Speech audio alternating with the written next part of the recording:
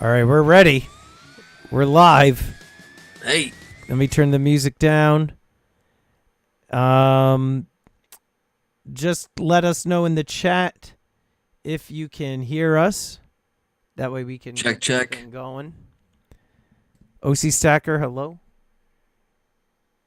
I'm going to move this over a little bit. I don't like the positioning here. No, I don't like that either. I guess we're going to have to go with that. No, not yet. Check, check. Can they hear us? Check. Somebody says no, not Check. yet. Can you hear us on the computer? You have the computer open. Let me see. Hold on. Silverbone's messing with us. That guy likes to. Fred Weed gives a thumbs up, so we're good. Yeah, I hear us. Silverbones is a ball breaker. That guy. OC Stacker says Frozen. Is it Frozen? That's my favorite movie. I hear it's on mute. Says White Ravens. What? Can you? You said you could hear us coming through. Are they? I hear us. I hear us. These guys, man. No, you're good. Sideways. Thank you. Guido's sound is good. All right. Effing White Ravens. You and freaking Silverbones. All right. Thank you, 420. Licks 59. Thank you, Brandon. All right. Thank you. So we know who the troublemakers are. All right. So guys in the chat, thank you so much for being here. This is not to be rude. We're not looking to ignore you guys, but essentially Guido and I are going to be ignoring you during this because this is a podcast style thing. Although, Guido, let me ask you something. I was asked from somebody in my DMs on Instagram, would we take questions? I didn't know if you wanted to open up to questions at some point throughout this or towards the end, or if, I don't know. We didn't talk I don't about see this, why not. so Yeah, we could do that maybe towards the end. towards the end, that's what I'm thinking. Move a little over to your left too, buddy boy. Yeah, you got to get that a little bit more. Just a tad bit more. There you go. Now you're... Am I in? Oh, God. Yeah, you're in now. See, remember, keep that 1 inch from that dividing mark in the center there. All right, so here's... So you finally came up with something. You finally came up with an idea of, how far silver and gold are going to drop. And before we dive into the topic, I do want to say that neither Guido nor myself, we are not financial advisors. This is not to be taken as any sort of financial advice. Guido and I are both precious metals dealers. But, Guido, you and I actually haven't really spoken about this actually at all. You just kind of came up with the idea. I said, sure, let's run with it. So what do you think? Where do you think we're going? Well, first off, if you want to know what gold and silver are going to do, if you don't know, basically just follow the dollar index because that's pretty much the only thing really affecting gold and silver right now. Because obviously inflation, that's not affecting it anymore because inflation's rampant, obviously. And the interest rate hikes isn't really doing much either. So it's really just the dollar index. If you look at that, then you're going to know. But I think everything is being manipulated right now. Yeah. That's my opinion. I don't know how far down gold's going to go. A lot of people are saying under 1,800, which now I could see. For silver, I don't know. Maybe I say the bottom would probably be around $18 for me. 18. So you're thinking another possible $4, right? Because what are we, right around 22? We're at have it here. We're at $21. So another $3. We're at 21 now. Yeah. And it just keeps dropping. I mean, it's been steadily dropping daily, at least for it feels like 2 weeks now. Yeah. Right? And I did a quick poll, not that this is any sort of like scientific metric, but I asked, will gold drop below $1,800 by the end of October? We had 526 people voted. 68% said yes. So, around 70% of the people who voted believe that gold is still going to drop. I've always said on my channel, I don't read charts. I don't understand them. I don't want to understand them. I don't have the patience for it. I don't want to learn it. I just don't care. That's not my thing. I feel like I don't necessarily need to follow those because I'm in a different space, I would say, in the precious metals market. where I'm not following trends. I'm not trading off of spot. I'm dealing essentially with semi-numismatic and collectible stuff, and I could place bulk deals and what have you. But I follow, I guess, Buzz. I feel like I'm pretty in tune with Instagram, TikTok, and YouTube, and you can kind of get a sense as to where people's mindsets are. Yeah. Plus, when you and I are doing our sales, you can kind of get a feel for people's appetites for precious Right. metals. Exactly. So I don't have a crystal ball. I do think, though, if gold obviously continues to follow this downward trend, even if it's like losing $2-3 on a day, I do think we're going to go below 1,800. I think that it's a phenomenal time to be buying. I was looking at the purchases that I've made over the last couple of years, and I saw that the most I paid for a gold buffalo was $2,007.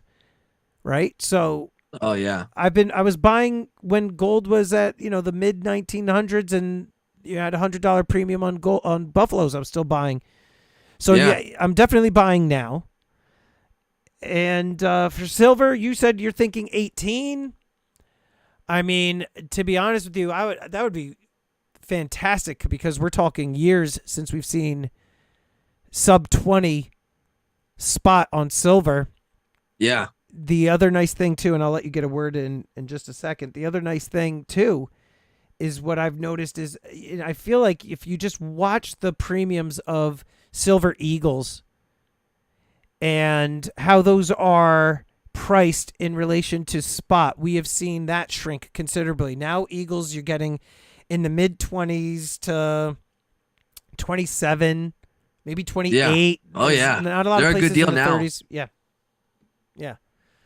So I like them. I agree with you. I think we could see silver sub 20. Do I have any way of? No, I have no way of backing that up. Do I? I don't think anybody does. And then you know what? Here's the other thing too, and to your point, I've had experts, right? I've had Chris Vermeulen. Chris Vermeulen, for those that are watching this, Chris Vermeulen is a precious metals guy who just all he does is trade off of charts. He's been featured on Kitco many times and everything. And so Chris was on the channel a couple of times. And I remember he was making some predictions of like gold breaking, I forget what kind of ceiling or whatever it was, but it was off, because I think that's when like the pandemic happened, so nobody really saw a freaking pandemic coming. Right, exactly. But like you said, like nobody knows. Like you see people post charts and stuff, and they're like, oh, this is a great opportunity, it's going to drop below here, I've been following this pattern and it's got this thing on the left, and nobody knows, like you said. It's almost impossible at this point, because there's just so many variables, like the interest rates, like I mentioned before, the interest rates. You have inflation. We don't know the real number of inflation. They keep telling us one thing, but I doubt that's the real number. Right. So like it's really hard to be able to guess anything when it comes to gold and silver right now. Honestly, in this the way things are, gold and silver should be going up, if anything, not down. So it's nothing makes sense, and it's been like that since COVID almost. Mm-hmm. That nothing makes sense. It's impossible to predict anything, but that's why you shouldn't really like go crazy trying to figure out what gold and silver is going to do. You should just be buying on the way down and dollar cost average, and just kind of enjoy the ride down while we have it. And if it levels out, if you continue to buy when it's level, then it is what it is. At least you're dollar cost averaging everything else you bought when it was high. But I noticed a slight uptick of people emailing me for things to buy. So Me too. the demand is still there. Maybe not as high as it was during one period of time during like COVID. COVID was crazy, the demand, but that's also not a factor for the price. Demand is really not at this point. Right. So we'll see what happens. But every time I go to place an order, gold goes down another $50. I'm like, God. I But know. you dollar cost average. That's why you got to do it. You do the same thing in the stock market. So Right. Like, why would this be any different, right? Right. And that is like, you've said it, I've said it. A lot of YouTube content creators in the stacking world have also said it's a long game. Slow and steady wins the race.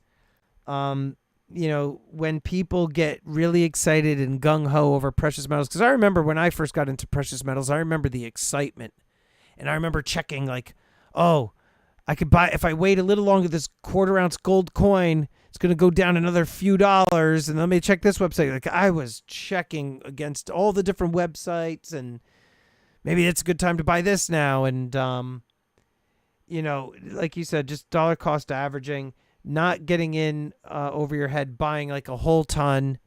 Because there have been people who got in. Again, we've talked about this, the silver squeeze. People got in. In more recent times, buying eagles, like people are buying eagles at $36, $38, $40 each. And now here we are, they're like $28. So, how do you think those people are feeling? Like they're feeling Yeah.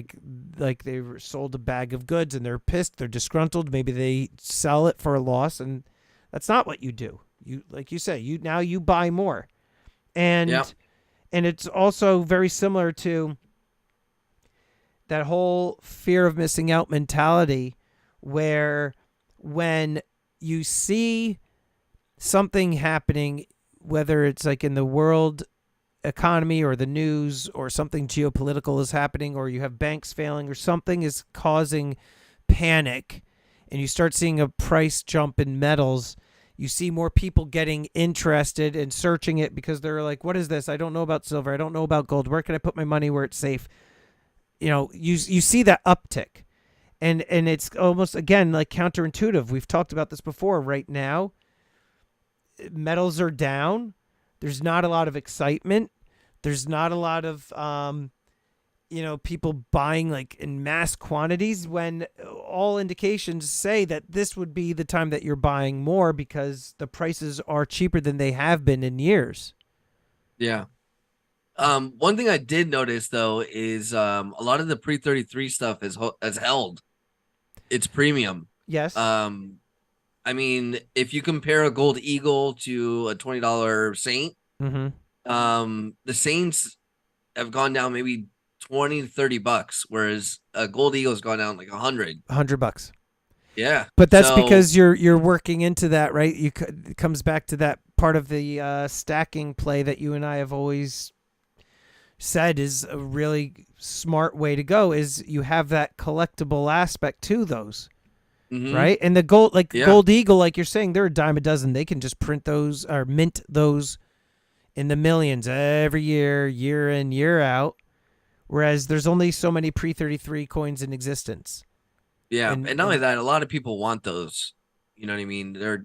A lot of the hardcore collectors want them, um, and it's almost an ounce of gold. So you're getting something that's no longer made, and a very attractive looking coin, something that has history and is well known. So I mean, yeah, I was looking at that today. I was thinking of buying between like Buffaloes or some pre 33 Saints, because I mean, if you're worried about spot moving up and down too much like it is, which is not a normal thing. It's very weird situation that we've been in these last 2 years. But um then pre 33 is probably what you will want to get into, because it doesn't move as much. It holds a lot of its value, regardless of gold going down or whatever. So I would look into some pre 33 if you're one of those people that get worried if gold goes down $20 or $30. You know what I mean? yeah. Do you think it matters if people What get do you into mean? pre 33 for Oh, raw coins versus slabbed? Should they be buying slabbed pre 33, or do you think they should be getting whatever they can as long as it's just pre 33? um, that's actually a good question. Honestly, I think just getting pre 33 in general, it doesn't really matter if it's graded or not. Obviously, the higher the grade, the more Mm-hmm. collectible it is, and probably the more spot resistant it is, because at that point it becomes more and more collectible. The higher the grade, the more valuable it is because of the grade. So I guess it depends how deep into numismatics you want to go, because if you're going to buy a Saint in 65, it's going to be like almost a $3,000 coin. I think I have And one. at that point, gold price doesn't really affect it that much. So it's all strategy, really. And but it's funny because people, when gold and silver are going down, they become like a penny wise, a dollar foolish. And it makes me laugh sometimes because what, like you said, like the FOMO is stronger than things that make sense. Yeah. Something's going down that shouldn't really be going down, and that's when you should be buying, and no one wants to buy. And then Right. when it's going up, everybody wants to buy it. You know what I mean? So yeah, but it's not an attractive looking thing if you're looking for an investment and you're getting into something going down. But that's like our mind's natural reaction. This is going down in price. Why would Must I be buy it? bad. Right. Right. Right. And then But they. Warren Buffett always says do the opposite of what everybody else is doing, which makes sense. This is true. And I always think of this cartoon that I saw when Bitcoin was reaching its all-time highs of like 65, 66,000, something like that. And the picture showed a table with a vendor trying to sell Bitcoin at $23,000, and there was like one person standing in the line. And then when it said Bitcoin was like being sold for $60,000, you had a line going around the block. Everybody wanted it. So that's kind of how I picture this kind of scenario that we are in. I agree with you on the pre-33. The nice thing about pre-33 gold too, which I have done before, is you find a particular coin that you like. So let's take, for example, the St. Gaudens that you said. What I did when I started getting into the pre-33 gold is I bought one raw. And then when the coin shop said, hey, I have this MS62, do you want it? And I said, would you let me trade mine and give you a little bit more cash for the difference? They said, yeah. So you kind of pay that little bit of a difference, trade in your coin. Now you've just upgraded to a slabbed and graded. And then same thing, like MS63, or hey, Storm, I got an MS64.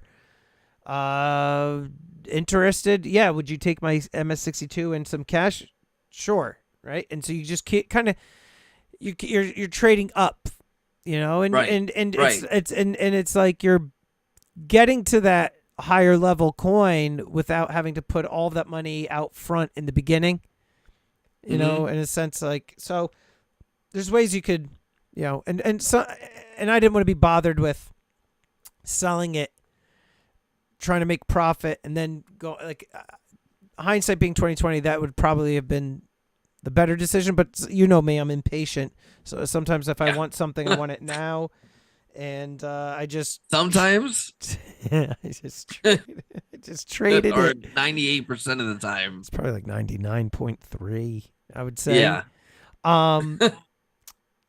Yeah, I would agree with you. Pre-33 is good. I agree with you too. Like, the silver, semi-numismatic stuff is good. Do you think that people should be buying junk silver? Yeah, I mean, now I don't know what it's going for right now, but I mean, I would assume that now is the time. I've been seeing now around 17 to 18 times face. That's still a little high, to be honest. But it was for how long? Like 22, 23, which was outrageous. At one point, it was like 25. I mean, yeah. Crazy. And I kept saying, don't buy it. Now is not the time to buy that stuff. But some people have been a little brainwashed with junk silver, I guess. I don't know if that's the word I want to use, but no, they're drinking the Kool-Aid for sure. Some of them are drinking the Kool-Aid. Yeah. The argument is always they don't make it anymore, but at the same time, there's billions of this stuff. Hundreds of millions of them. And what they don't seem to understand is that no dealer holds that stuff. They want to get rid of it as soon as they buy it. They buy it so cheap over the counter, and that stuff is circulated so much that we would never run out of junk silver. It would take a very long time. And then I don't understand why you would want I just don't see it ever being rare. Let's just leave it at that. Only So only to pay a certain premium, right. Only certain coins, right? And then I mean, we're talking about junk silver in general. We're not talking about like the numismatic stuff that what is like the bare-breasted standing Liberty quarter oh well, yeah, and and then like you're talking uncirculated collectability. Franklins go for Right. more money, but Right. that's understandable Right. because You're talking once the again, numismatics. this was money at one point, so to find some uncirculated versions is going to have more of a premium. That's understandable, but the regular stuff to pay what we were paying before, like $8 over, is just insanity because that stuff you just got to look back. And I think a lot of the newer stackers were the ones making that mistake. Just look back. It was like 50 cents over. It was the cheapest silver you could possibly get. And the only thing driving the price was the demand, just like the Silver Eagles. They came crashing too because people were like, man, I paid all this money over spot. It was And double. now silver's going down. Now the premium's going down. And now I'm stuck with Yeah. $40 Eagles that are Yeah. now worth But 25. this also is again history repeating itself. You look at 2011 when silver was at its all-time high. Wasn't that 2011 sometime around there where it was like $48? Somewhere in there. So $48 an ounce. So I don't even know because I wasn't buying silver back then. So I don't know how Me much neither. a silver eagle was going for back then. But one would think $10 over spot, maybe. I don't know, $5 over spot. Either way, $53 to $60, maybe some people were spending. And then it Crazy. came crashing down, and so those people were burned. And then you have this cycle again. I told people for the last 2-3 years you should not be buying silver eagles now. Now, being that I know where we were, how long it held at, for like 2 years above the above $35 range. Like now, I don't feel like it's that bad of a buy. I don't think it's a great one. I don't think it's a great one. I still think semi-numismatic is a better direction to go in because, again, it's kind of like, okay, you're paying $27, $28 for a silver eagle, or you could pay $27, $28 for a semi-numismatic coin that has the collector's aspect. Right. So here's go ahead. Yeah. And the other thing is, during that whole run up of silver eagles, maples were so cheap. Britannias were so cheap. I mean, kangaroos were so cheap. And now it's happening again. They're all like really cheap. So silver Phils, Philharmonics, silver Krugerrands. The only reason why I never really recommend Phils are because they still have an issue at the mint with milk spotting. Mm-hmm. They haven't. I don't know what it is. The maples went through it from 2015 forever. All the way to like kangaroos get it. Kangaroos get it. Yeah, I didn't know, but Phils. I mean, I've gotten rolls of brand new Phils milked, and it's really? like, yeah. So, but there's still, Britannias. I saw them the other day for like $1 something over. That's cheap. And they're a beautiful coin, and they got the security features. I still think that the Britannias, both the silver and the gold, are, in my opinion, for like those regular run of the mill government minted coins. That coin is the best one out there. Yeah, I agree. Best design, security wise too. Yep. Cheapest, or one of the cheaper ones. So here's the question I have for you. If somebody brand new to stacking now were to come to you and they said to you, Guido, I only have X amount of money. I only have $1,000. What should I buy? I'm brand new. I don't know. What should I buy? Should I buy silver? Should I buy gold? How would you tell them to allocate the $1,000? Probably because it's such a little amount. I would probably do like 90% silver, 10% gold. Like a 1/10 ounce worth of gold, and the rest all in silver. 1/10 ounce would be around 20%. Yeah, something like that, maybe whatever it is. But so that's the allocation I would do. Yeah, that's exactly what I would say because if you're brand new to stacking, you want a little bit of variety. You want to be able to own some gold, so get a little bit of gold in there, and then the rest of it. How would you? So let's say you had the $800. How would you tell them to spend that in terms of silver? Probably like a roll of Britannias, which All is right. probably around, I 550, don't even know right now, 600. I mean, and yeah, bars. like like a 10-ounce bar. Yeah. So So that way you get a little weight, you get yep, some sovereign coins. and then you have the Uh, gold. Yeah, so you got a nice variety to start. That's like the starter pack, I guess.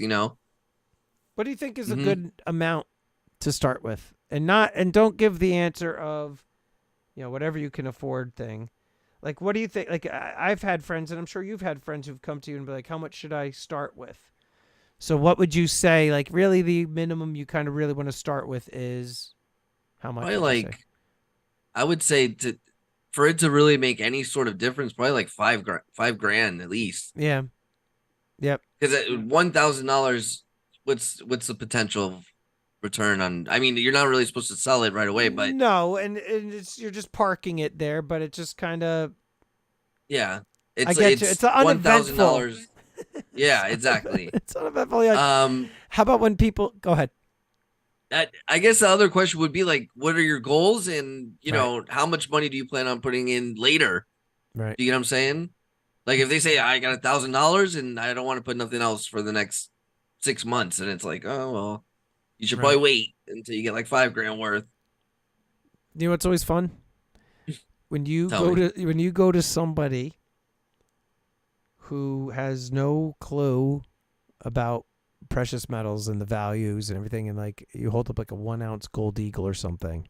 Oh yeah, I You're do like, how this to my much? sister a lot. Yeah, how much do you think this is? Like I did it to my wife. She's like, I don't know, $100, $120. I'm like, yeah, you're close. You're in the ballpark. Yeah, All right. I did that. I did that to my fiance. I had a tube, which I sold it now, thank God, because gold crashed. But a tube of 20 francs, and I'm like, how much do you think this is worth? I even gave it to her. It is really dense.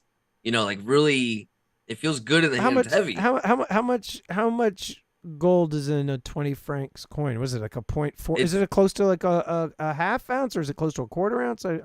it's 0.1867, So it's like so 2/10 one kind of. fifth ounce, Yeah, it's kind like of, yeah. right. Yep. So Um, yeah, a tube is 50 of those. And at the time it was worth 18,000, that and what'd tube. she say? She's like, I don't know, 800? No So, idea. but here's the thing now. Okay, which brings me to this point now, because now we're going down this road, and some people in the stacking community are a little bit funny about this. Some people think, like, some people keep their spouses in the dark Oh, well, with the values of their metals, right? I'm pretty sure you know why, but Well, they think like if they're going to skip out on them or something, they don't want them no, to. like let's say, things go south That's what I'm now, saying. yeah. Okay. And However, I'm not saying in the world, I'm saying in the marriage. that's right. That's what I'm saying. Yeah. But here's the thing. Like, what if you get struck by a bus? Your spouse has not a single clue as to what, number one, where the stuff is, and number two, how much it's worth. So for me, I keep very detailed spreadsheets Oh, I'm sure you do. with how much I've spent, like on the particular item, the weight, where it was purchased, the method it was purchased, and then I put in the spot price up top, and then it reconfigures the value just based on spot. If you're talking ounces, right? Not talking premiums, but that way at least my wife can gauge, like, okay, this is how much it's worth. And every once in a while, I give her a quick refresher. I'm like, we have this much in silver, we have this much in gold. You know, do you Yeah. think? Do you think? And I know you're gonna say you're gonna say, oh, it depends. Do you It depends. do you think spouses should tell their spouses as to like how much is in there? It's like the same thing as telling like how much is in the bank account. Like it's like you can't keep it Yeah. in the dark. I don't know. Like, what do you think? I guess it really depends on, I know you said not to say that, but I guess it depends on how uh secure you feel with your wife. I mean, if you feel like she's poisoning your coffee every morning, you're probably not going to want her to know All right. how much gold and silver you have. But uh If not, then yeah, I mean, you want them to know, of course, Plus, because if you yeah, have kids, like you need your yeah. kids to be taken care of. God forbid something were to happen. Um, I agree with you on the. I don't know. I would tell people like $2,500 to start is a good starting. $5,000 might Yeah. be steep for the majority of people. Oh yeah. We're not all Yeah. ballers like you, Guido. Oh, stop. We can't all be ballers like you. But you and I kind of, we've never talked about this before, so we agree with the allocation. But now when you talk, like in terms of like, okay, you have $1,000, split it up this way. But now, let me ask you for your own personal stack value in terms of dollar amount, like percentage wise, how much do you think you're more invested or saved in gold, and how much have you saved in silver? So are you like 70% gold, 30% silver? Like, are you you're heavy? I know Yeah, you're heavier on gold. I'm heavier on gold for sure, but um it's hard now because a lot of my, and I said this in my full stack video too. A lot of it's bled over. My personal stack is kind of bled into inventory a little bit and vice versa. So it's kind of hard. But if I were to say like inventory stack, because at the end of the day, your inventory, if it Is your never sells, is your it's stack? still, it's your stack, right? And a lot of these coin guys don't necessarily have a stack. They have inventory, but at the end of the day, it's kind of like their It's kind of a stack. So combo. yeah.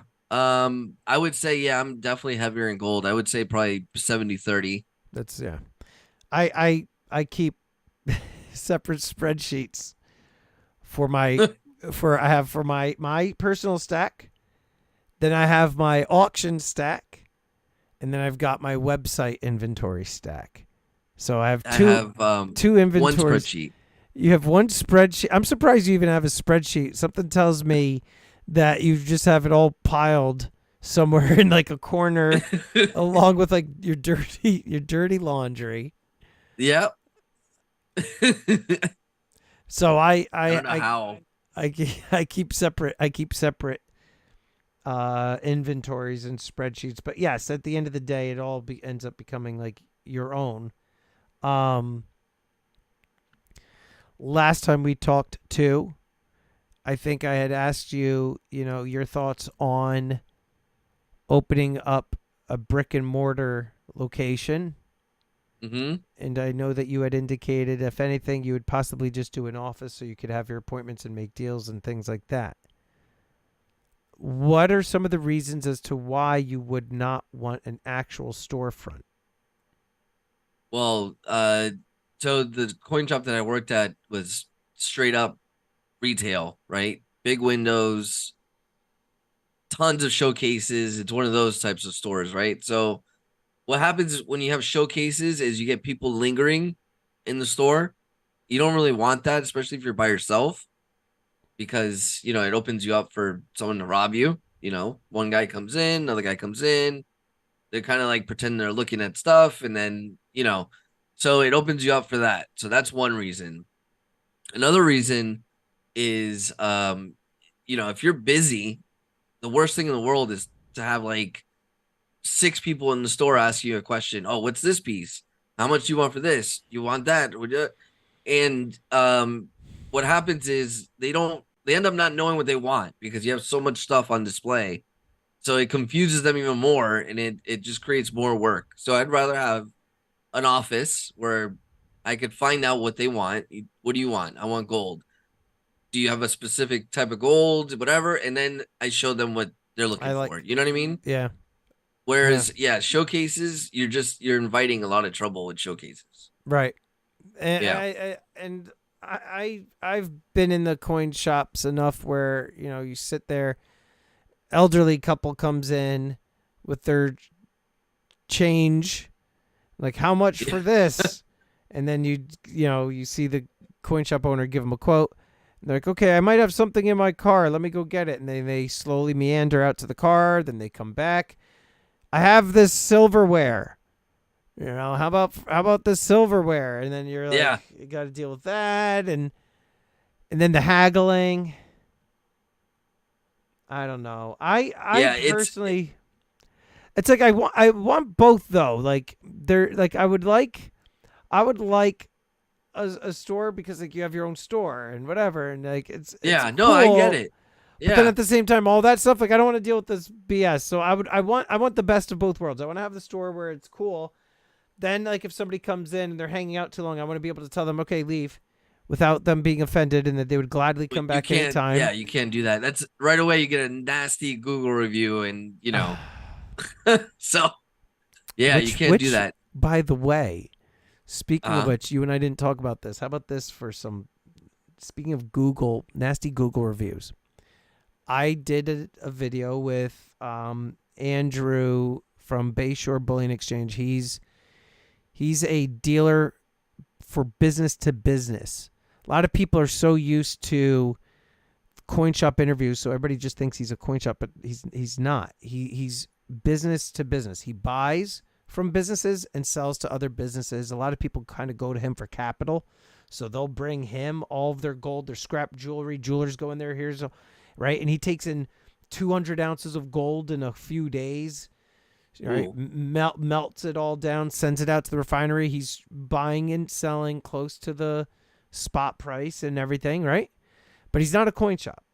So he and I were talking, and like he had made a comment. I was asking him pet peeves, like what kind of things drive you nuts the most. And he was saying how like it's frustrating if somebody asks him, "Is this real?" or "How do I know this is real?" And he's like, I mean, I've been in the business 17 years. I haven't been here because I'm selling fakes like this. I move millions of dollars. Like, how do I know it's real? It's like if you go to like a a jeweler and they have diamond necklaces on display, and they say to you, "Oh, what's that? Oh, this is a diamond necklace. It's X amount carats." They're saying it's this diamond necklace. So you're saying, is it real? Is that a real Right. diamond? I can see how that's offensive. Yeah, And and I know. and Yeah. and somebody had made a comment like, "What about GIA certificates?" I'm like, "We're not talking about that." It's like you're saying like, you right? If you go to a diamond to a jeweler, and they're like, "Here's this. It's this is gold, a gold necklace with it. How do I know that gold is real?" Right? You're not saying that to the jeweler. So anyway, somebody took offense to this, and they posted a 1-star Google review. Oh, he doesn't want to, he gets annoyed if you ask him if this is real. I would never do business with a person like this. This is why I'm giving. So he messages me, and he's like, he's newer to YouTube.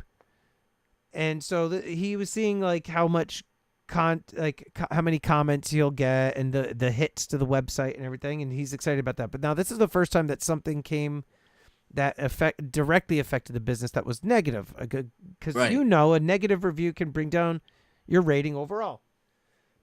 Especially if you don't have a lot. One star could Really devastate crush your you. Google review. Hmm. So I mobilized my troops. Some of them might be in the chat right now, but in the private Instagram group, I said to them, "Listen, guys, I don't want him getting scared off and not doing videos with me anymore, because like seeing that this can happen, I want everybody in here in my private group, go leave him some 5-star reviews for me. And in return, I'll give you guys like a giveaway as a thank you," right?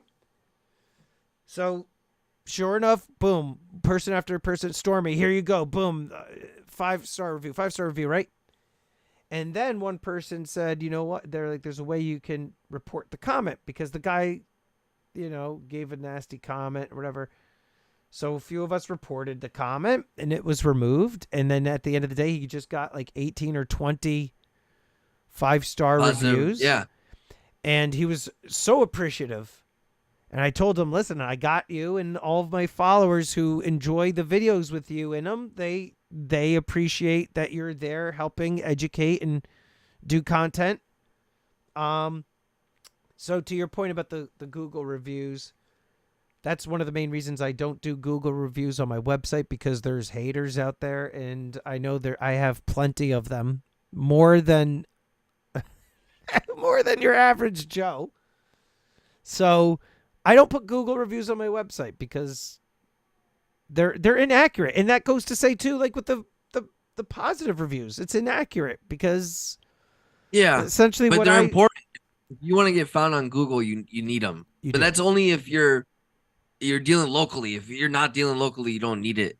You know what I mean? Yeah. Like you're not dealing with the public locally. You're social media bait. You're online. You don't need it. You know what I I know. mean? But if I were But to start a brick and mortar, I know that they're important because if yeah, somebody's typing precious metals near me, silver and gold dealer or whatever, right, exactly. you'll see we buy gold, this pawn shop, this jeweler, this coin shop or whatever. So I get that they're important. But no, but what was really cool about that was that it was a small fragment, right? My private deal group has like 60 people in there right now, not a lot, Right. which is and so out of that 60, maybe only 20 of us did it. And so but that's like a tiny piece of my overall platform, but I was excited to see just how much like a small group can kind of come together to do something nice and make a positive change. You know what I mean? Right. Yeah. So he was happy about that. He's going to be doing some giveaways to thank everybody. Actually, he did. He was giving away Silver Eagle. He's like, just to thank them. Like, we're going to just do this giveaway. Um, I like your idea about the small, like the office. I got to tell you too. I just, there, uh, one person was in the chat before who recently just opened up a coin shop of their own, and I got to commend them. Number one, to be a small business owner like that, to be out on your own, like you yourself. You're your own boss. I commend it tremendously. There's days that, I look at my profession and some of the stuff that I have to deal with, and I understand that everybody has their fair share of BS with everything that you do, no matter what it is. But in all honesty, the business owners, the people that go out on their own and make a living on their own and are successful and thriving, I always admire that. I think the amount of courage in and of itself that you and other people who I've gotten to meet through my social media, just the courage that they have to be entrepreneurs, have their own businesses, and to be thriving and successful, and have employees, and like, to me, I just, I'm not, yeah, I guess there's a little bit of jealousy. Like, like, good for them. It's so impressive. I just admire it so much. So, there's some days where I'm just like, maybe I just go off on my own and stuff, but and people that watch this podcast, right? I'm a teacher, and there's a reason I stay with education. Number one, I do enjoy the time with the kids. It's a lot of fun. Right. You can joke around with them. Some of the stuff that they say is pretty damn funny. And then, I like to mess with them too. So just getting reactions out of them, and you do make a difference. And you think about it, like, I'm sure if I were to ask you, like, who's your favorite teacher, you would know from, like, when you were a little kid. You probably have, like, a couple that come to mind, right? Yeah. That you'll always remember. And so being able to have that lasting impression that you can leave on somebody. Yeah. And then, and then there's the security aspect to it, because in 2008 I lost my job. I was in sales, and when the entire economy went into the toilet, that was like a wake-up call too, because just like 5 months prior to the layoffs, I had received a pretty substantial pay increase because I was bringing in what I needed to bring in. So I did not see that happening. So the fact that there's tenure, so you have the job security, and then you have the benefits, and then you have pension. That's kind of why I stick with it. It's hard. Pension. No, you got a good thing going because you got your thing on the side. You got security with the job, know, and the pension. That's a big thing. So, that's the scariest part about owning your own business is all that. The health insurance, I got to pay my own insurance separately. Right. Retirement, I got to really focus on retirement because I don't have anything building anymore Right. on its own, Right. like a pension or a 401k. I got to build it on my own. That's all stuff that, you know, owning your own business comes with, Right. you know. Yep. I would I love to, have a full-time job that, has a pension and all that stuff. But at the same time, I love working for myself, I know. And that's you the know? other thing too that I kind of go back and forth now too, because the last few days just alone on my just on my private deals group, which is small compared to other deal groups that you know of and that you and I know of. But like like I'm wondering, like, man, if I was just doing this 24/7, the earning potential, like there's more potential because then you have more time to focus on that. Right, right. Yeah. But then, like you said, then this is a scary thing because, like, okay, what if your account gets hacked? What if your YouTube gets demonetized or Right. taken down? Like things that are completely out of your control. See, that's I would say one of the weaknesses that at least that I have in my, what I have going on is that I'm really social media based. You at least you hustle in and around your area. You're making house Right. calls and visits, and they're coming to you, and you're doing deals like with other shops and stuff. I don't do any of that. Yeah, but if you were pushed to go into it full time, I think you would. I think you Probably. would make your rounds and, advertise and do the house calls, and you're not Yeah. doing it now because you don't have time. But Yeah. if you had time, I think you would. Yeah. I wasn't doing that before. No, I know. It's I had true. started doing it because I had to. Yeah. You want to No, branch out as much as possible, and the best deals you get are these in house person. calls. Yeah. Now, Yeah. didn't I tell you too when it was like 2 days before you went off on your own? I said, Guido, you should just go off on your own. And then Yep. 2 days later, you're like, you know what? I'm going off on my own now. I called it. I was like, go do it. Have you? I think you said you had done. Did you do a live stream not too long ago, like a live sale on Instagram? Yeah. And you said it was just like, It was so yeah. like YouTube is still your jam for the live The stream problem sale. the problem with Instagram is the people disappear. It was the problem that we had when before the memberships on YouTube, right? Oh, they place bids So, and then like, they don't pay.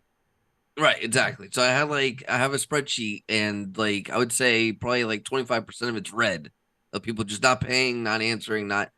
So it's like, and now you know how it is. These guys that do the Instagram sales or the Facebook sale, they could pack things as they go, right? So you could pace yourself. When you do an auction, you're getting like 30 packages all at once. You get bombarded. You know what I mean? So, and you used to do it twice a week, Yeah, which crazy, but that is crazy. I it's don't know. yeah, but it's even worse across platform because now you're getting a whole new group of people, right? You got to make sure they paid you the right amount, they paid you at all, and you're getting bombarded twice now.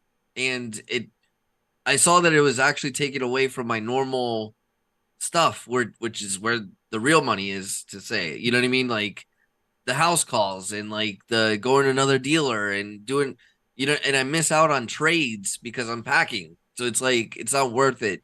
You know what I mean? One of my students was asking me. They're like, who does all of your editing for your videos? I was like, me. Like, oh, and like, well then, I don't edit my videos at all, hardly at I all. I know you don't. And they're like, well, what about your? Go ahead. What are you gonna What is say? that supposed to mean, first off? Because you just do like a Listen, one and done it's hard to not edit because that means I gotta say what I gotta say without cutting. without effing it up. You know what I How mean? many I times feel have like you it's hit? more real that way, but I get the editing does make it more appealing to the eye, but Yeah, I feel like no editing, right? Just one just shot, go. boom. 30 minutes of rambling is also very nice. Also very nice. Yes, people like the 30 minutes of rambling for sure. Um, I you're like, what is up, guys, remember I told you I wanted you to do one video where you just go, "What is up?" and then you just sit there for a good like 5 minutes, 6 minutes, and then you say, "Guys," like a Mitch or right in the middle of like like the video. Yeah, like a Mitch McConnell moment. You just kind of freeze, you know. My student was asking me like, "Do you? So who does all of your pictures?" I'm like, "Oh, my thumbnails." Like, yeah. I said, "Me, my graphics." Oh, they're like, "Well, what about like, so you buy stuff?" I'm like, "Yes." What are you buying? I'm like, coins and bars and bullion and stuff. So how do you know what to buy? I'm like, I research it. There's a point to this. Just stick with me here. I'm with you. It. And they're like, "And you sell it?" I'm like, "Yeah." So like, so you sell it on YouTube? And I'm like, "Yeah, I do my live stream. I get it all ready. I put it into the platform and everything, and then I sell it." They're like, "Well, how do they pay you?" I'm like, "Well, I tell them how to pay me." "Well, what if they don't pay you?" I'm the bill collector. I go after them. There's a point to this. Just stick with me. And so then what do you drop it off to them? I'm like, "No, I pack it." So you pack it all up? Yes, I pack it all up. I bring it to the UPS or to the post office, and I ship it off to them. And it got me to thinking the amount of hats that we have to wear. We are billing and receiving. We are the procurement department of inventory. We are the social media individuals for our operation. The IT people when the technical stuff doesn't work. The audio visual, the lights, the sound people. I mean, yeah, look what I did with mine. See, it's really good. But I'm saying my lights and lights department's not very good. It's okay. I gotta fire that guy. The set design. But my point is just how much goes into what it is that we are doing, because the amount of time you spend packing stuff up. I mean, at the end of the month when I'm closing out everybody's wallets, it is brutal. I have two huge tubs because you're closing out the entire month's worth of stuff plus anybody else that was on that auction for that night. I mean, I'm talking 50, 60 packages at least. Yeah. I don't. You do it different than I do. What do you ship everything at the end of the month?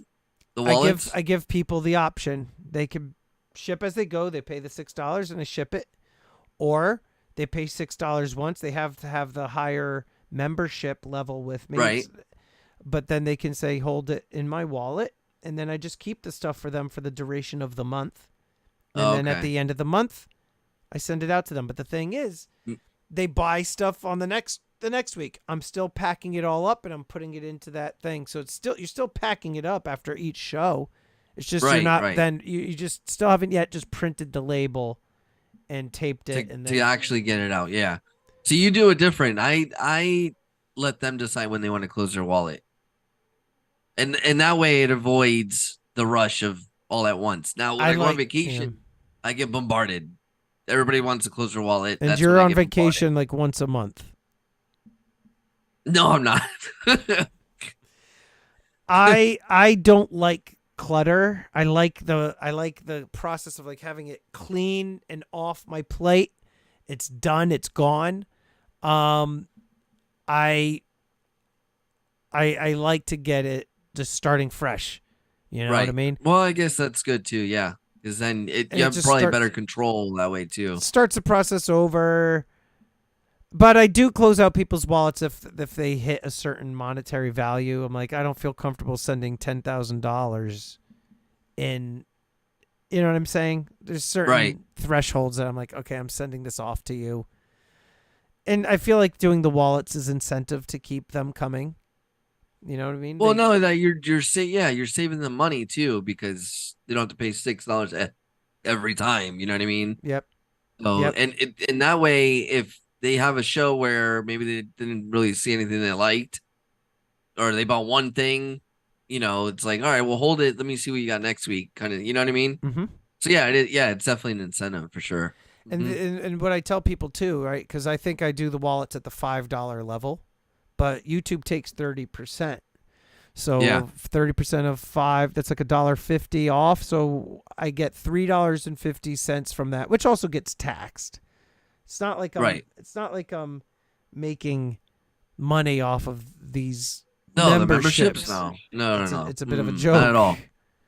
Yeah. It's a way, like you said, a way for us to see who's okay to bid and what have you. Yeah, and it's another way for them to show support to the channel too, if they want like a higher tier and stuff like that too. It's just another, So, but like you said, it's not like, oh my God, I think I have one maximum membership member. One. Your mom doesn't count.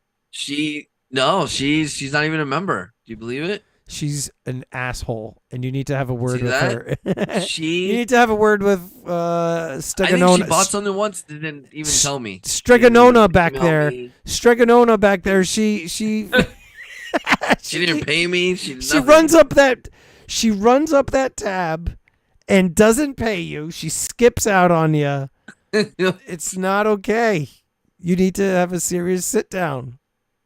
Man. With mama. I think you and I have been talking about doing a joint auction soon. We have to work out the kinks, but I think it'll be fun. I think we'd have a good time. Yes, like I said, it would break up the monotony a little bit, even for us that doing the same show. Dude, I mean, the only time I get to talk to you is when I get you on the live stream.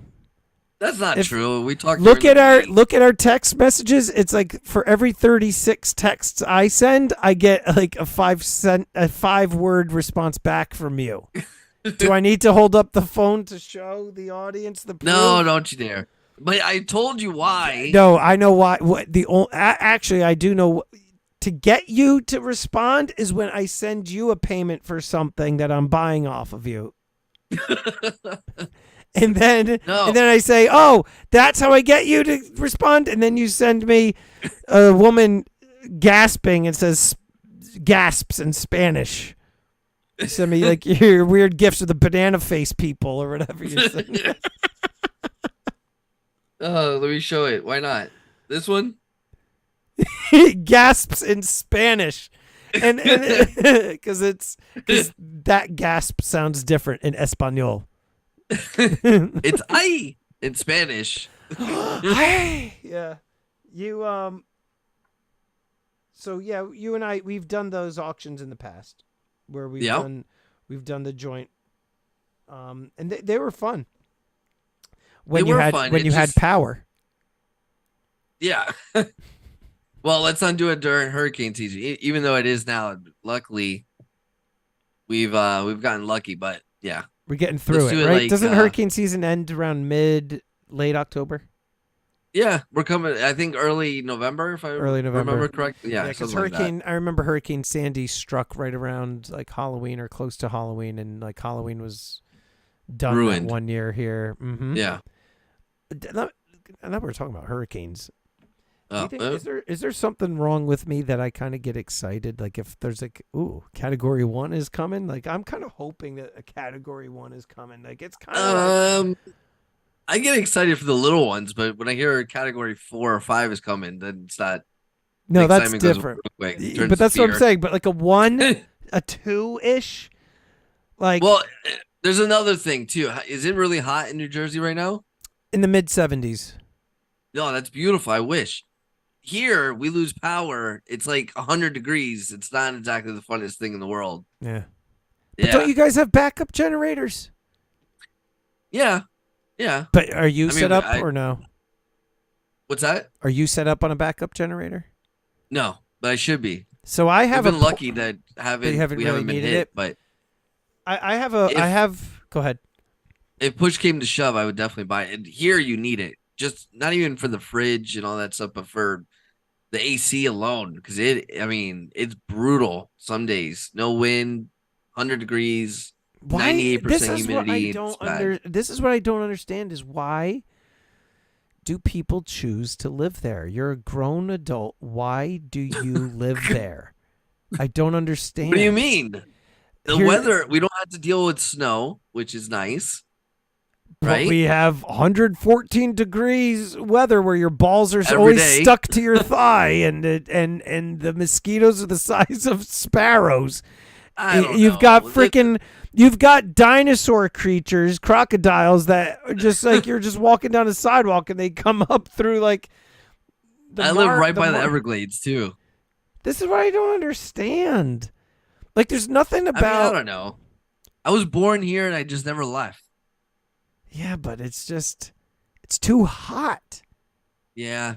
Like New Yeah. Jersey gets hot. New Jersey gets in the summer, it gets to mid 90s, 100 degrees. Like, It's not the same type of heat though. You've been here. no, You know New how it Jersey gets is. humid. New Jersey gets very humid. Yeah. Yes, it's not like Arizona, the dry heat. It's humid here. Especially me. 98% humidity. It gets very humid. Like where the Really? air is just thick. And I'm on the coast of New Jersey. I'm on the Atlantic coast. So no, it gets hot here. Yeah. But I You don't like know. it there? And do you like living in New Jersey? I never asked you really. So no, you don't, because you're insensitive and you couldn't give two craps about Well, now I care since me. we're on the topic. So where I am, what's nice is I'm equidistant to New York City and Philadelphia. I'm 15 minutes, 10-minute drive from the beach. So I'm close to the water. You got The Jersey Shore? Yep. You got all the stores that you could possibly want, like in the area. You could go to the Broadway shows. It's not far. Like, great restaurants, all that stuff. Aside from that, I could leave it in a heartbeat. Like, I moved around a lot throughout my life. Oh, so you're not originally from New Jersey? I was born in New York City, and then I moved to New Jersey. And then after my freshman year of high school, I moved to upstate New York. And then after I finished graduated high school, moved back to central New Jersey. And then I went to school in New Hampshire. When I graduated, I went back to northern New Jersey, and then I lived in New York City for another 5, 6, 7 years, and then I moved back to central New Jersey. So I moved. You've always been in kind of that area. Metropolitan New York City, New Jersey area. But I could leave it in a heartbeat. Like, I don't get attached. My family is spread out. So essentially I'm the only one from my family in this area. My wife's family is all around this area, so that's kind of why we stay here. But I mean, I could leave it. I don't. If you had to choose, do you have a place you think you would want to go? So I haven't Obviously not Florida. Definitely not Florida. I haven't been to a lot of different parts of the U.S. I remember I did go out to like Boulder, Colorado. Sorry, not Boulder, Denver. Actually, yeah, I may have been in Boulder too. But I remember going out there. It was really nice out there. Would I live there? I don't know. I wasn't out there long enough to be like, oh, I love it. I would live here. To be honest with you, the first time I feel like in my life that I was ever like, because you know me, I'm high strung and I can never just chill out and just, the first time in my life that I was ever just completely chill was when I was in Rome, in Italy. I was just yeah, but that you're on chill. vacation. No, but even on vacations, I have itinerary. Like, we got to go here. We got to go to this place. We got to make sure guys Oh God, start you're one getting of this. those. Well, I should have known you were one of those. Listen, though, I planned some good trips. I planned, my wife and I, 2 weeks in Italy, right? We went to Rome we were in Rome for 4 days, rented a car, drove up to Tuscany, stayed in Siena, but then did Hilltown trips for a couple of days, Montalcino and then Montepulciano another day, left the car there, took the train to Florence, stayed in Florence for a few days, and then from there went up to Milan. Milan's a shithole. But went up to Milan because that's where we're flying out of. But yeah, the Milan is really just the Duomo. There's nothing else there really. Yeah, yep. But so I did that. I planned that trip, and all along the way, like it was just planned perfectly. Where we stayed, the reservations to the dinner and lunches or whatever. It was just perfectly planned. It wasn't like packed full of things. It was like we have this one thing in the morning, and then we have this one thing late in the afternoon. So you have time between, relax, explore, or whatever. Yes. Yeah. And I felt like because you were just in Rome, weren't you just in Rome not too long ago? Last year. Last year, but I'm saying you went to Rome recently. Yeah, last year. This time I went to Italy again. This not too long ago. Right. But I'm saying you've been to Rome relatively recently. Yeah, but yeah. I've never been there before, and I feel like where did you stay in Rome? Like what part? Like, do you remember? I was right by the Pantheon. 4 or 5 blocks away from the Vatican. Oh, so you were over there. Okay, so that's a little bit of a walk. From like the historic part of Rome, like where the Colosseum was, like the and Colosseum everything. and all that so stuff. I'm Yeah, saying, yeah. So there's a little bit further, but I was like in the dead center of the historic part of Rome, and what was nice is like those tiny little streets, like little zigzag, little cobblestone streets. But as long as you kind of had a general idea as to which direction you needed to go in, you could find everything. Yeah, I don't know. I liked it. Rome is beautiful. I love Rome. It's a nice city. Yeah, It's clean. It's not dangerous. I mean, if you go a little outside, it gets a little sketch, but yeah, for the most part, yeah. I liked too. You're walking all over the place. My wife and I would eat gelato like twice a day, and I was afraid when I got home to get on the scale. I was like, this is gonna be a rude. Yeah, but you walk a lot. I gained 0. I was like, that's freaking awesome. Not only that, in Europe in general, Clean. especially like France, Clean and food. Italy, they're serious about their food. So like they don't put crap Clean in food. their food. It's Ours like is organic. They don't sell it as like organic. It's that's just it. how They it's just done. don't mess with food. Yeah. And did you ever And do that's the? why a lot of the stuff tastes better, like the tomatoes, the olives, everything. It's like you're in a different world, you know? Did you do the food trucks? Well, they were like little sandwich trucks and everything. Like instead of like restaurants for lunch or whatever, you just walk around and like there's like these food trucks there where you just like, can I get like a like a panini or whatever? Vendors, yeah, and they were like high grade, like really good quality sandwiches. I liked it a lot. But you said like so for me, like where would I live? I don't know, to be honest. Like I don't know, but I would be open to wherever, you know what I mean? Like I would like to see, like, I like Florida, but there's a part of me that hates that it's summer all year. You can't do, it's like it's like So, you want to walk around with people sweaty armpits. It's like it's gross. Yeah, like you can't be outside for very long. You gotta like run inside like a Publix or Right. like a shop, Like if you a have to grocery go, store. I remember. So like last year was my parents' 40th wedding anniversary. I remember you told me you were coming. Yeah. And so they were like, it's this place. I asked my brother. I'm like, well, what are you wearing to this thing? Like, what do you? He's A like, tank top. No, he's like, I'm gonna be wearing like a sport jacket, and that. I'm like, who wants to wear a sport jacket in I Florida won't wear heat? one outside. I'm like, I'm not doing that. I'm like, you know what? I'm coming from out of town. I wore like a very thin polo shirt. That was fine, but I was just like, I'm not freaking wearing a freaking. No. Like, how about when people say like they're doing black tie events down there? I'm like, what the F is wrong with you? You won't catch me on one of those. Especially not during it. If it's in December, maybe. You would show up with the sleeves cut off. You'd have a tank top jacket. I would, dude. Shirt unbuttoned with your chest hair sticking out at the top with like your little Italian horn gold necklace. Let me guess. Do you even have an Italian? I seriously hate the heat. I really do. Do you have? Hold on. Do you have like the little Italian horn? Of course I do. Do you? I got one here somewhere. I got a bunch of little charms. No, it looks like. Hold on. No, that's like a Monopoly Right car piece. You do have it. Yeah. What is of course. That? What does it signify? Luck? What does it signify? It's It's supposed to be against the evil eye. Do you know what the evil eye is?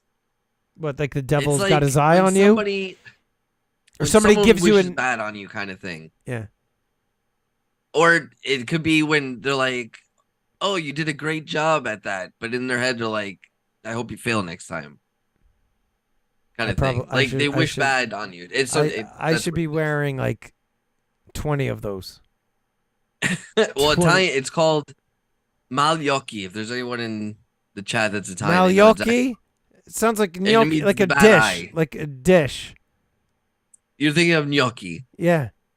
And if you say mal gnocchi, that's like bad gnocchi, Maliochi, Yoki's eyes. and mal being bad, Right. which is the Yeah. same in Spanish. Right. And mal gnocchi. Look, I got the mal gnocchi. Are you gonna? I So think you yeah, should. I think you should. I think you should here's one of Storm's great ideas. Here we go. market like Guido Monopoly, and it's a play on your name plus, the negative connotation to American Italians, and have like have like community chest. Do not pass go. Do not eat your gabagool. Pay $200. like have a little mal gnocchi, like the little pieces of mal gnocchi. Have the manja hand as like a Yep, little I have that. token. But I'm saying like that's a good idea. Like you want me to make an actual Monopoly board? I with think that would be all this pretty. Stuff? Tell me that would not be funny if you do a custom. It would be, and actually, it might actually sell. But I think you got to get the license. I think Monopoly does do custom stuff. Maybe I think They do? I think Yeah. so. But the guy, what is his name, Mister Penny Tinker or some Wise? no Pennywise Penny- is Penny Pincher, The Pennywise the clown. Penny something, but like have him but made like Guido esque on there, like instead of like the top hat with the monocle or whatever, it's like fist pumping and throwing Oh up some no, pizza see, dough. that's not the real Italians though. Those are like the New York ones that Jersey Shore created. Right. But that's what a lot of people. And that's what you want. Yeah. And like, what would like the little like, you know what I mean? I think it would be pretty good. I think that would be pretty good. I think it would sell. I think so too, actually. But you know, So what do you think? so what do you think? Open it up to the chat here. Yeah, let's do it. I can't. You know me. I effed up my hand, so I'm trying to look here. All right. So, If anybody has any questions or anything before we how long have we been going? I don't even know. about an hour 10. Are we short? We go between an hour to an hour and 40, depending. Yeah. All right. Yeah. So So by the we'll time we get open through up. questions. Yeah, let's open it up to the chat. Good call, man. Good call. So anybody right now, if you have any questions for either of us, you could put, 3 question marks and the question mark and the question that you have there. 420 Secker says Jersey Guidos. Did I tell you? I think I did. Did I tell you that I saw Mike the Situation from Jersey Shore one time at the park? Possibly. This was like, I would say 5 years ago. I took both of my boys to a park near me just to go for a walk or whatever. And as we were getting to hey, Cobra, if you have any questions, just put them in the chat. As we were getting to the car, you're hearing like loud music or whatever. And like as we're walking, I see it was like a Jeep Rubicon, like one of the Jeeps that's like a pickup truck. Yeah. With the big fat tires and yeah. Mike the Situation was standing there. Just standing outside his car there. So as I was walking by, I go, he looks over, he sees me, I go, oh, what's up, Mike? He's like, hey, how are you? I'm like, good, how are you? He's like, good. That was it. And my kids were like, is that your friend? I'm like, yeah, that's my friend. Who is he? I'm like, no, I don't know him. He's from a TV show. Second round of mint coins. Themed. Are you guys going to get some or pass? Okay, so I think he's talking about. Okay, so there's 2 different things that are coming out right now. All right, and then you have a question from Coinbox in a minute. Um, there is a new wave of Marvel coins, BU, silver coins, and this one looks like Spider-Man's face, but kind of like a cartoon. I don't know if you've seen it. No. Oh So yes, it's the whole coin, right? it's the whole coin. So if you look at Yeah, yeah, my yeah. I've almost seen if them. you look at my logo, but of Spider-Man kind of, right? Like it's like instead of the stormtrooper face like cartoony, it's Yeah. Spider-Man's face. Now, I bought a tube or maybe a tube and a half or whatever because it's the first one of this new wave of Marvel coins. Marvel stuff. I I don't do like not the design that much the though. design in my opinion isn't good. The mintage is horrendously huge, 250,000. I think So the originals were 250,000. no, the No? originals were 50,000. Oh 50. God. This Wow, is that's a lot. 250,000. Yeah, it's a So lot. in my opinion, is it a must buy? No. I bought it too because I plan on keeping just a small handful because it's the first in the series, and I'll do the others as like buy like add-ons. Now, Right. the other Marvel thing that's coming out is the trading coins from New Zealand Mint. Now, Those. you and I talked about the Star Wars. I thought the Star Wars were priced way too high just from the wholesale aspect, let alone than what I would have to upcharge to people, and those things still sold like it was nothing. And I know that Yeah. like one of the quarter ounce gold coins that somebody got, one of three, sold for 33 grand on eBay. So I have been promised an allocation of some of those, which I'm pretty happy about. So I'm going to be taking on some of those. So Are you gonna open them? Or are you gonna sell them no, closed? nope, I'm going to sell them closed because God, I would open some. I have like a small gambler inside me. I like that stuff. I would open some. Me personally, I'm not saying you should here's the thing. because Here's the thing. I would absolutely love to open one, and by all means I might get the quarter ounce gold. You never know, right? It's a that's the lot big of money, right? yeah. It's a lottery ticket. Some people are I've heard that there's going to be less mintage on these. I don't know. I don't know. I'll probably try and get some of those if I can. But the Spider-Man ones I wouldn't say is like a must buy, guys. Maybe only because it's the first in the series. But 250,000, that's like a meh. You could just Yeah. take it or leave it. It's not really going to do much in my opinion. Now, Coinbox's question to you: what's your best buy from a house call? There's been several, but the one that sticks out, I bought a Standing Liberty quarter that was slabbed in, I think it was an ICG holder, and ICG is a lesser grading company, and sometimes their grades are off. Well, almost all the time, but it's either graded too high or too low. Well, I saw this coin and I saw it was graded way too low, way like really low. So I bought the coin um pretty cheap and I cracked it out and then I sent it back into PC and it came back an MS64 full head, which is a designation you could get on Standing Liberty quarters. It's very hard to have the full Head of features of the Liberty head. without being worn. Right, exactly. So like, the Mercury dime has the full bands. So you'll see FB, The whatever. Morgan dollars have full beard. Right, or full Liberty or whatever. Same thing. Yeah. So that ended up being like a $1,500 coin. Wow. Um, but I bought it like for $100. Jeez, talk about a nice return. Yeah.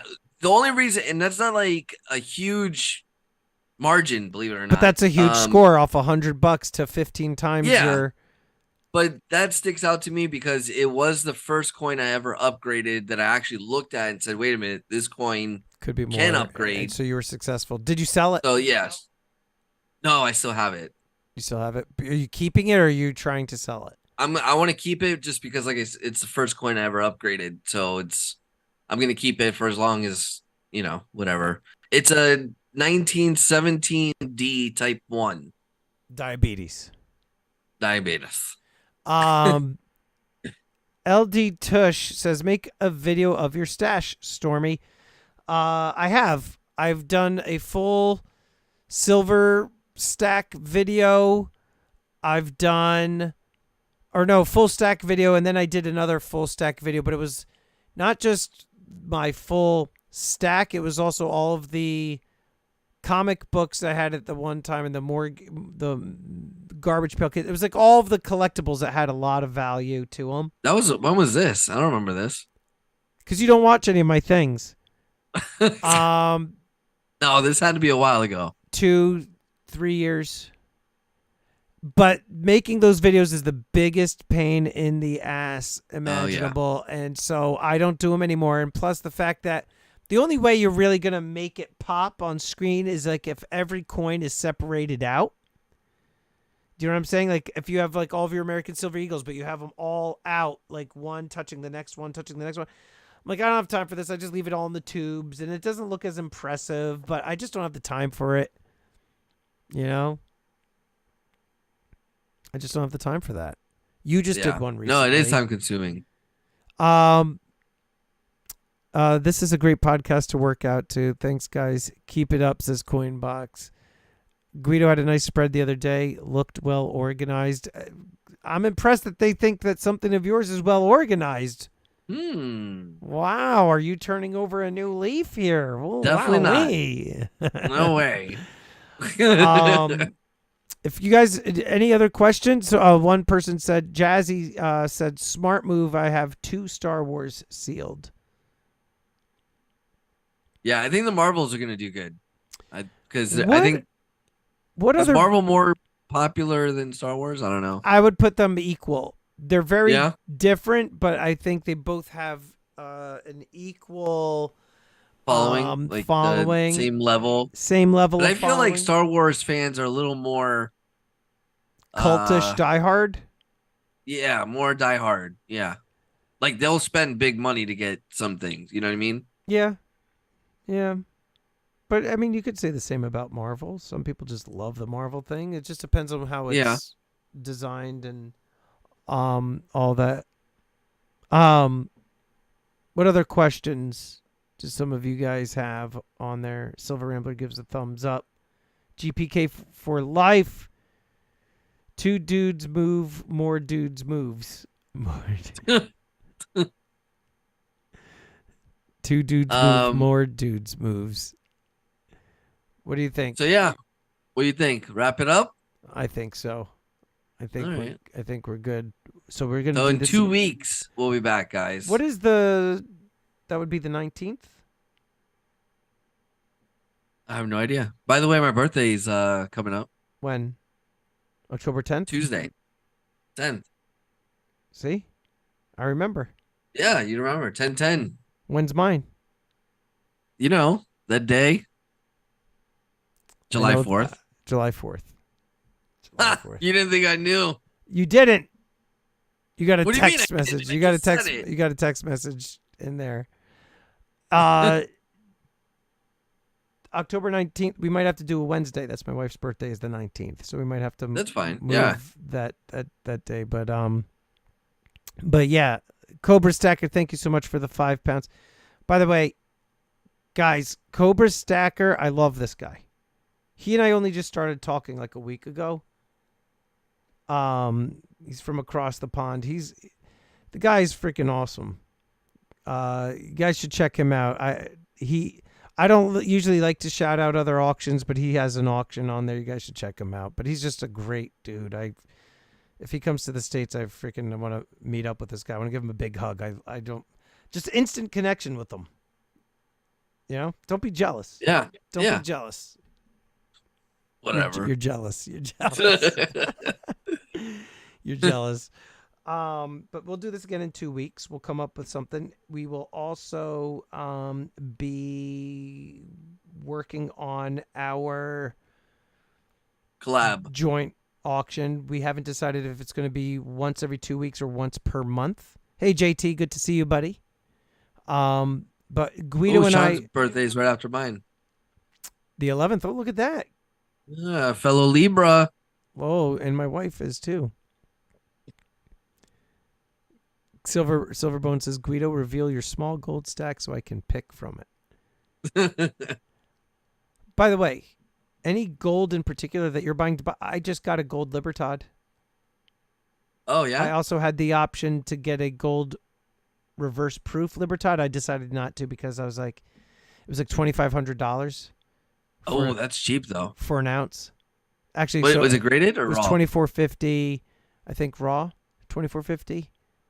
I don't know. Yeah, that is a little pricey, I guess. I just an ounce of gold, $24.50. I don't know. I know who's gonna buy me, it? Though.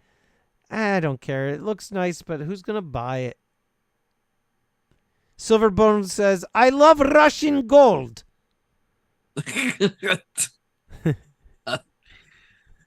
I'm reading a book right now. Uh huh. Hang on. Oh my god, I killed my hand. Now here's the thing. I know you don't really read. I do actually. But I want to make sure he hears me, everybody. I do actually. I have one of those. This one? Yeah. Wait. No. Which one is that? You're thinking of the 50 peso. Yeah. Which one is that? This is the 200 peso, the bicentennial. How much is that? Like almost $5,000. How much? That's the one I was telling you about. What? That I have on eBay. That the guy wrote me. I don't remember. You already forgot. Yeah. Oh, I know what you're saying. Yeah. Yeah, but when did you get that? Like a week ago. And how much? Well, I'm just curious. Like, how much did you? You won't tell me on live, but all right, you'll have to text me. I'm curious as to how much you paid for that because I want one of those. They're expensive. I told they're. So if I'm, how many ounces? It's like the 50 peso, 1.2 whatever. Oh, but like how much? So they go for like $5,000. Close to $5,000. Yeah, there's this Cobra Stacker. Are you still in here? There's this coin that I think it's like 10-ounce gold coin or something, or maybe it's 2 ounces. I don't know what it's called. I've seen some 10-ounce gold coins. It's crazy. But there's I think it's a 2-ounce gold coin. Like maybe you could look it up because I can't type right now because my hand is like it feels like it's like. Silver Bones. I only have a graded one left.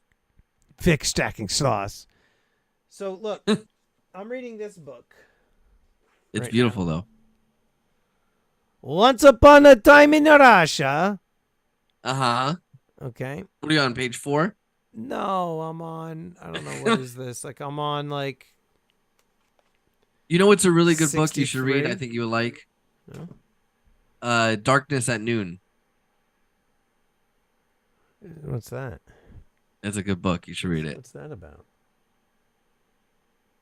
What's that about? What's your book about? So, this author, I can't recommend enough. He's by far my favorite author, Ben Mesrick. Uh-huh. He wrote the book Bringing Down the House. Bringing Down the House was the true story about those students from MIT who learned how to count cards. Oh, okay. Playing blackjack. Like the movie 21. And then the movie 21 was adapted off of that book. As was the movie The Social Network, was based off of one of Ben Mesrick's book called The Accidental Billionaires, the story about Facebook. And so what he writes, Ben Mesrick's books, are all he calls it faction. So it's all factual, but he embellishes a lot and does put in some fictional aspects in it to make it more entertaining. But it's a lot about these like mid 20-something or young 20-something-year-old guys that are just coming into an insane amount of money and just kind of don't know what to do with it. So this one now, so I've read like almost all of his books. He wrote one called Sex on the Moon, and it's a true story about a handful of these employees that worked at NASA. and somehow stole the world's most secure safe out of NASA. Somehow got this mega safe out of there without and because there were moon rocks in it, and the moon rocks are priceless, and selling it on the black market. So he writes all this stuff. So this one, How the hell do they know that they're real moon rocks? Just out of curiosity. Like if you go on the black market and you're like, I got moon rocks, like how are they gonna know these are moon rocks? I'm sure there's ways to vet them. I mean, you've got these people working at NASA. There's probably ways like they could show samples and say like this is, I don't know. You know what I'm saying? Like who knows? Like if someone said you're like this it could is be a moon rock, piece. I'd be It like, could be a paver stone from your backyard that you cracked in half Yeah. or something. So this is about essentially the true story and ambition of the wealth and betrayal and murder. So about like when you have the fall of communist Russia and it starts kind of moving more towards a capitalistic society. And so it's the different powerful oligarchs who are not only just like the captains of industry, but some of them are also heavily involved with illegal crime. And so there's a lot of murder and a lot of, buying of politicians and movie stars and killing their opposition and everything like that.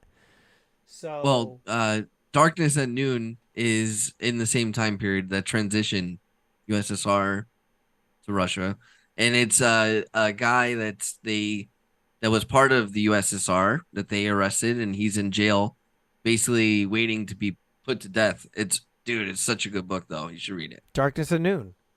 Yeah, I forget the author's name. I can't think of it, so I was looking up to see if I have it here. But it's a really good book. Yeah. But you want to know my favorite book of all time? Yeah. Candide. Indeed. Candide. Candied. Candide. Can. You want to read it? It's a book that was written in like the 1500s or something, dude. But I love it. It's funny.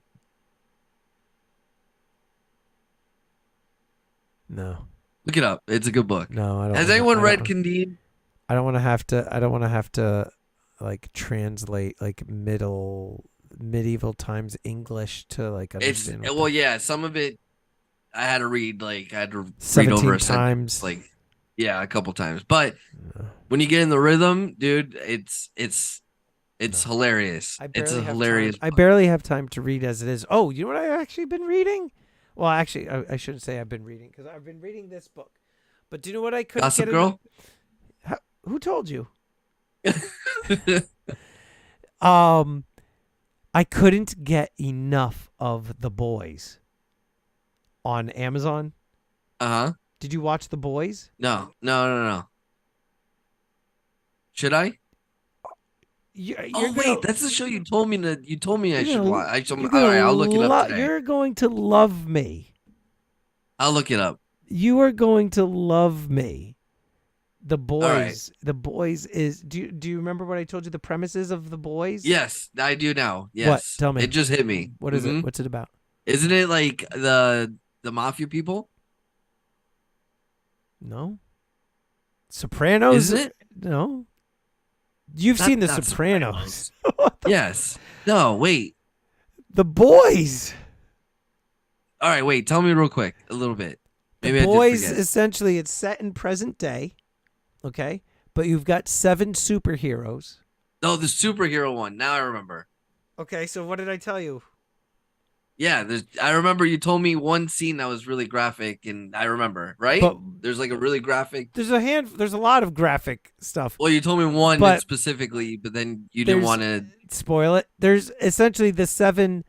They're the superheroes known as the 7, and they're essentially like they put on like their politically correct game faces, and they have this image. They have publicists who are like working behind the scenes and making sure that they have a good image and everything like this. Okay? Right. But they're like horrible people behind the scenes. Like some of them are murderers and rapists, and like they're just like horrible. So the Boys is a group of these human vigilantes who want to essentially kill them and bring them to justice for who they are. So the entire nation views them as like their heroes, right? But they're really actually deplorable, Villains. like Right. villainous. Like, maybe like one of them or two of them are like okay, but they're pretty awful people. I remember you telling me. I gotta look. I gotta look. It's over, It's or it's an ongoing. it's ongoing. They only had I think 2 seasons so far, but it's like Okay. you're gonna binge watch it. You're gonna love it so much. You're gonna love it. All So, right. but it's based Amazon off of Prime. yep, but it's based off of comic books, and so I bought all of the compendiums, the graphic novels. They're like 15 issues in one thing, but they're graphic. There's nudity and blood, like heads getting crushed and everything. So I read like part of like one of them, and then I stopped and everything. But they're pretty good. Sean is saying the swinger party was the most ridiculous piece of footage I've ever seen. I'm surprised that you don't like any anime. I don't like that. I'm surprised though, because like you it. like comics, you like I don't like it. I don't like the style. I don't science like fiction. I don't like when, especially like the voiceovers. They're like, they're talking, but then the mouths just are like open like the whole But time. because of that, come on. It's just I don't like it. They're not. You They're should- being all right, lazy. if They're you're not gonna syncing up try the and- mouths. I'm not going to If you're try. gonna It. try, I'm some not of them going are to. very smart. I'm not going The way to. they're written, I'm not going to the try. storyline, watching everything. Anime. I'm not going to. You should watch. Just watch this one anime. You should watch it. I think you would like it. To be honest, One Punch Man.